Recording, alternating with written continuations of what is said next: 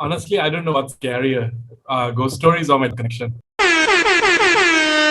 One, two, three. Let's have the most fun with their clothes on. It's Yasmin and Dush with ghost stories.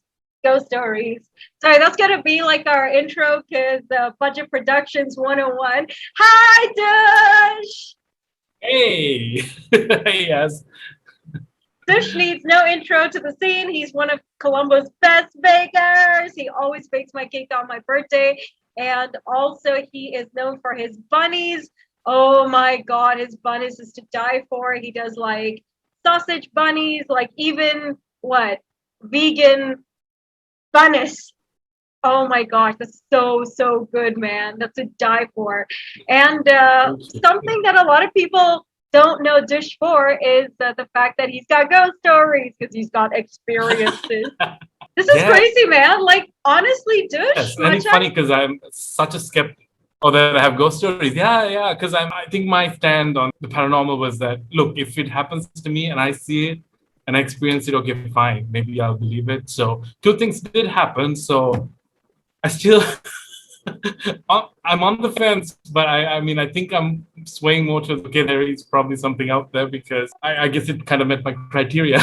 So it was scary when those two things happened, like I was telling you, and they're quite different, the two stories, but they really did happen. wow. You know, you're like literally the last person that would come to mind if anyone said ghost encounters because you have such amazing energy to you.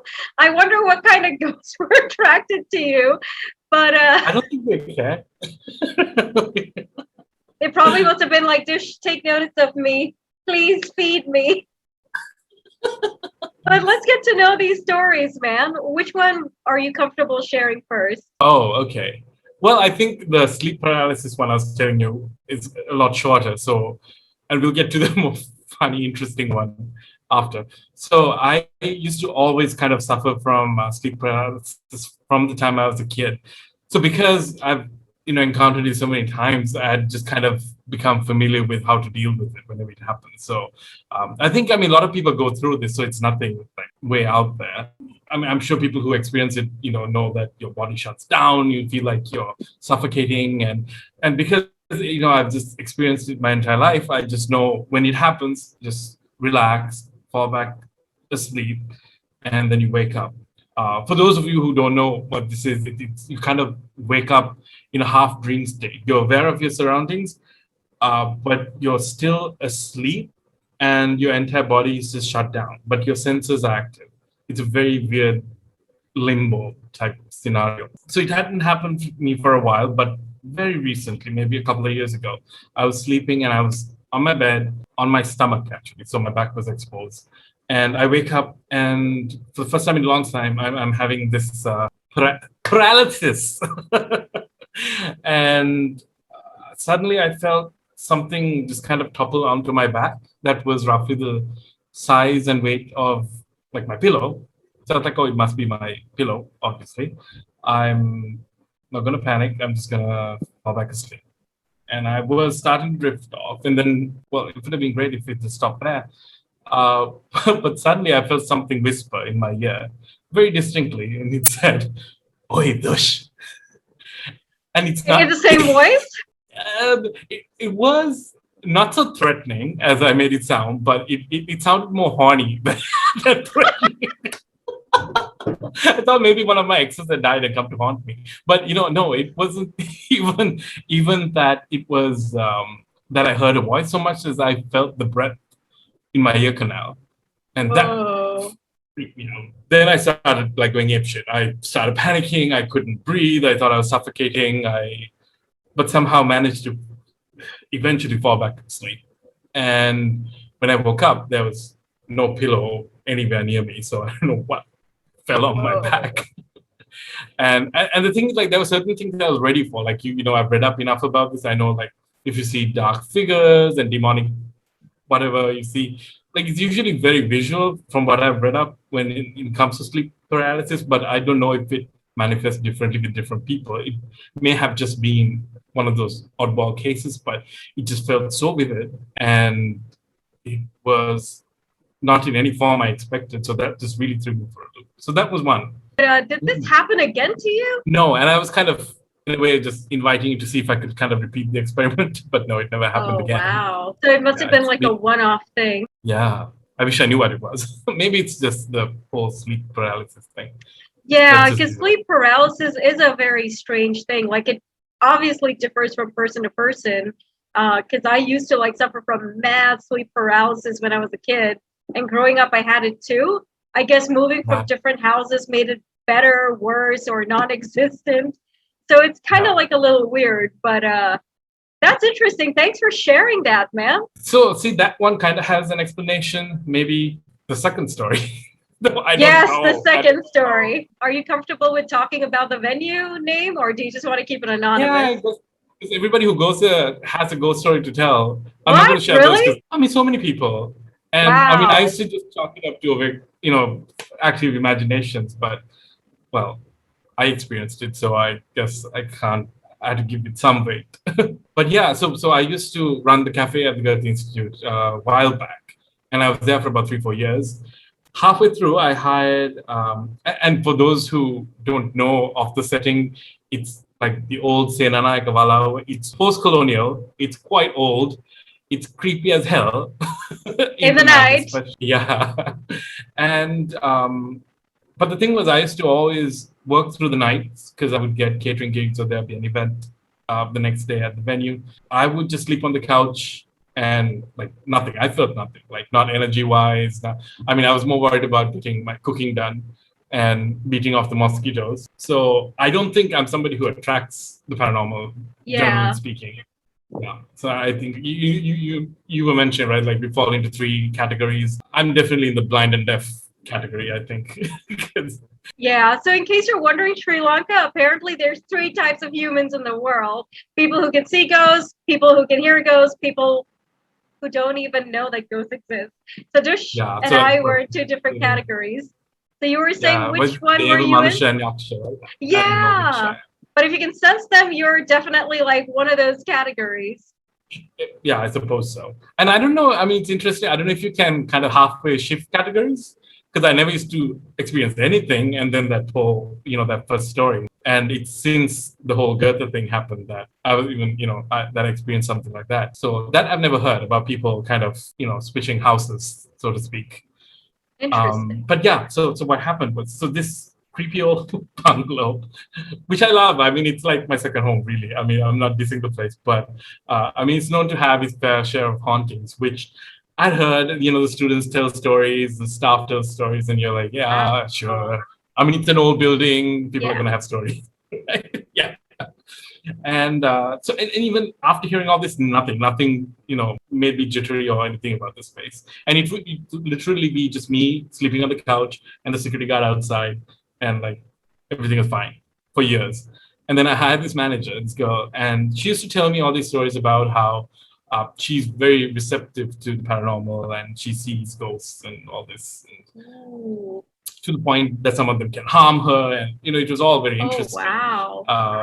Yeah, but I was like, okay, like fun stories, great ghost stories, but I don't know if I 100% believed it. Not that I disbelieved her either. I was like, well, I wasn't there, great. But it so happened that we were working on a catering deal one night, and if you're familiar with the setup, so the cafe had these long tables. She and her boyfriend were working for me at the time. So the boyfriend and I were on one end of the table facing the cafe. She was on the opposite side. So she could see across like the Madam Midula to the hall, the infamous hall that we're going to talk about. So halfway through, I didn't notice it, but her boyfriend suddenly speaks up and it's like, are you okay? And then I just like jolt up and look at her. And then she looked a little jittery, really. And then I was like, yeah, is everything okay? And now we both know about the whole, her paranormal attraction thing. So we're like, did you see something? And she's like, no, everything's fine. Just carry on. And then a few minutes later, we look back up and she looks like, white as a sheet, like she's seeing something. And we're like, okay, spit it out. What is it? She's like, okay, don't freak out. But there's a guy watching us right now from across the Madam Midula standing next to a pillar. Wow. And we both just like look around and we're like, Nothing. Like we didn't see anything. We didn't feel anything. We're like, okay, like who is this guy? It's like I don't know. He's like in very like olden day clothing. He's old and he's standing there watching us, and we're like, okay, like does he look like he wants to kill us? Like does he look mad? Well, what's the expression? Like no, he's pretty expressionless, but he's definitely focused on us and he's just observing us. And so she went on to say that the reason that she even glanced up, because at this time, like I said, the security guard is that he tends to walk in and out of the building, so we're used to movement. So she said caught her eye was that somebody walked down the corridor and around the hall, and they came back from the same side. Now, if you know the layout of the building, you can't do that. It's not connected all the way around. So if you walk all the way to the back, you have to double back up before you can walk that way again. So this guy kept doing this about 4 times, coming out from the same side, which is impossible. And she said that's when like something registered, something's off. And she glanced up and it was this old, scary looking dude. And we're like, okay, let's finish up, bugger out of here. And we went through the side gate, which is right next to the cafe, that leads straight to the main gate. And usually what Sekar, that's the security guard, what he does is he kind of locks up the gate where he ties up the chain. It looks like it's locked, but it's not. You can kind of untangle. And then we tell him and he locks it up behind us. But I don't know why, but for some reason that day of all days, like I've been doing this for years, like he's never done this once. It actually locked up the gate. And we're like, okay, fine, Sekar. Now he's not in his hut. We're like, okay, maybe he's sleeping in the back because there's a room, like a classroom where they tend to sleep when they need to kind of catch a quick nap. And you can access it through the building, but the main entrance is from the outside. So we went, we knocked on the door, nothing. Like, oh, damn it. Is he in the pantry? And the pantry is in the back, going past the hall, down that corridor where that dude was. Like, I guess we don't have really any choice. And it's also starts to rain. It's like, cue in the rain. Wow. Like, proper, yeah. And like, we go to the pantry and he's not even in the pantry. We're like, but did he just like suddenly get abducted by aliens? Like, what? Where the heck is Sekar? So we were coming back down the corridor, doubling back, and we all huddled together now. And it's like, and we have our phone lights on because there were no lights. And it's like the scene from Scooby-Doo. We're all like tiptoeing down. I know, it sounds like some horror movie already. Yeah. And so we get down. So that hall has many doors that you can enter through. And the main one is in like the second card. I don't know if that makes sense to someone who doesn't know the layout. So this is one of the side doors, and they're like the thin panel doors. And next to one is this water dispenser. So we just walk past the water dispenser. So this is kind of aligned with the pillar where she saw the guy. And she starts like mumbling, hurry up, hurry up, hurry up. Right? Wow. We're not going to ask anything. We're just gonna, and we didn't run, but we just kind of picked up the pace. As soon as we moved past the water cooler, the doors can only be closed from inside, and the whole hall is kind of in a vacuum because there's no airflow because it's all just doors all the way around and they're all closed up at this time of the night. And somebody just kind of pushed the door and it clicked into place, like quite deliberately. It wasn't like it was the wind, and the wind couldn't have done that. It was, when you pressure on a door, where it clicks from, right? So it just like click. We just ran, and we completely forgot about her because she was wearing high heels. We just ran, and she's coming behind us with those shoes. And we all go out, and we all just like hyperventilating, and then all of a sudden this figure comes up, and we all just scream, and just it's Sekar. F for you, man. He's like so nonchalant. He's like, yeah, like, did you see something? Like, yeah. And like, okay. Like, what do you mean, okay? Like, it's not okay. That was some freaky shit going on in there. And then, well, he opened the gate and then we left. And on the way back, I was asking the girl, like, why do you say, like, walk fast? She's like, oh, yeah, I forgot to tell you. When we came near the water dispenser, the guy reappeared near just behind my shoulder and was standing right next to her. And that's what she said, like, just pick up the thing. Walk. And it was right after that like immediately, like split second after that, the door kind of closed on us. Look, I've thought about it like in so many different angles. Like, could it have been, since Saker was missing, like, was he just playing a prank on us? Was he inside the hall? But no, because he doesn't have the keys. It's the facilities manager who leaves at 5, who locks up everything and goes. So it couldn't have been Saker. Yeah. And no, it couldn't have been a wind channel because, I mean, the air is deathly stagnant in that hall. You've been there, what it's like. And when it's closed up, I mean, there's nothing flowing through that place. And even if there was wind, like, so you cannot lock a door into place from within a building. So I just can't explain it. So that unnerved me quite a bit. And I mean, it's too much of a coincidence with this girl saying she saw something. And that happened. So the only thing I experienced was the door shutting. Really, it was scary. Man, I would have just like done the same. I would have just like taken off like crazy. But did you ever ask Obey Sakura if he had ever seen or experienced the ghost himself? I don't know why I didn't, but no, but we've heard. So they're the thing. So they always, and I didn't want to encourage it because there's always just so many stories going on about the ghosts people have seen. Like what we saw doesn't match up to any of those stories. Like it was its own thing. And most people in Sri Lanka are superstitious. So I didn't want to just give license to it. Because I'm sure he would have said, yes, I saw this and I saw that.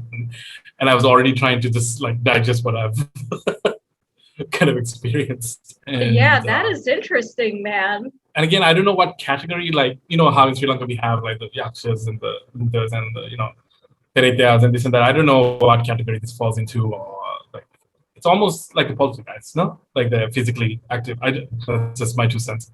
But yeah, those are my 2 stories. And I don't know if I'm still 100% a believer yet, but I'm not a complete non-believer anymore. Let's put it that way. I mean, it's always like interesting to have an experience just to like share, talk about, and all that. And it's kind of nice to like hear Colombo's ghost stories for once, as opposed to just hearing, ghost story from elsewhere. So thank you so much for sharing, my dude.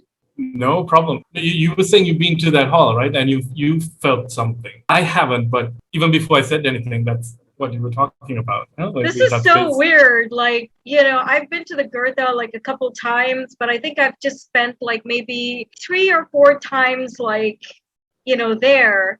Maybe maximum till about 10. But twice, like the last 2 times I went there, there was always like this weird, unwelcoming energy. It's not the people. The people have always been really nice, full of love and good vibes. But it's just like that hall, like, and that passageway, I don't know what it is. Like, I always thought it was me. Maybe I was having like a moment with that place, but I mean, after hearing your story, it kind of validates how I felt like the last 2 times. Sure. It still like baffles me why I felt that way. Like, and it's just like day and night. Like when I stepped outside of Geothe, it just felt so normal. But when I went inside, dude, like again, day and night, the energy was so different. It was so dense and unwelcoming, and it was just like that energy was saying leave, as opposed to stay, and I've been to a few places in my life where, it's not the people again. People are always welcoming, nice, generous, but that energy, man, is like, no, don't stay here. Like, bugger off. I guess this kind of validates it, but I don't know, maybe the next time I go there, it might be different. And I'm hoping so, because no one should experience that kind of energy, especially if you're, if and also with like a ton of people around, right? Just during an event. For us, it was like 3 in the morning. Just wow. I don't know if it was more intensified, but the fact that you could feel it even with so many people there, because you think crazy. Like our energy would dominate, right? As humans, you think our energy is much more powerful than something supernatural, but I guess that's not the case. Yeah, I guess maybe in some cases, some of us are sensitive, or maybe it was that, I don't know, maybe it was that time of the year for us to be sensitive as humans. I don't know what it is, but that's interesting though. And yes, it was at 2 events that I felt that way. Again, I just find it so weird. Everyone was having a good time, and then there's this weird energy, and I'm like, I want to have a good time. Leave me alone. Don't talk about it. And I think like how in Boston they have all these haunted house tours. So maybe the Geothe can be on the list if you have one in Colombo ever. Oh man, like in Colombo, there are so many haunted houses. In fact, there's a few haunted buildings. Maybe someday I just want to go and talk about it because man, the stories is just like crazy. Well, if you're going, let me know. Hey Dush, thank you so much for taking your time off on a Sunday and sharing these stories. It obviously is part and parcel of Colombo stories, and here's to hearing more and more, and here's to you staying safe and far away from all these mad energies. Thanks so much again, Dush. Bye for now.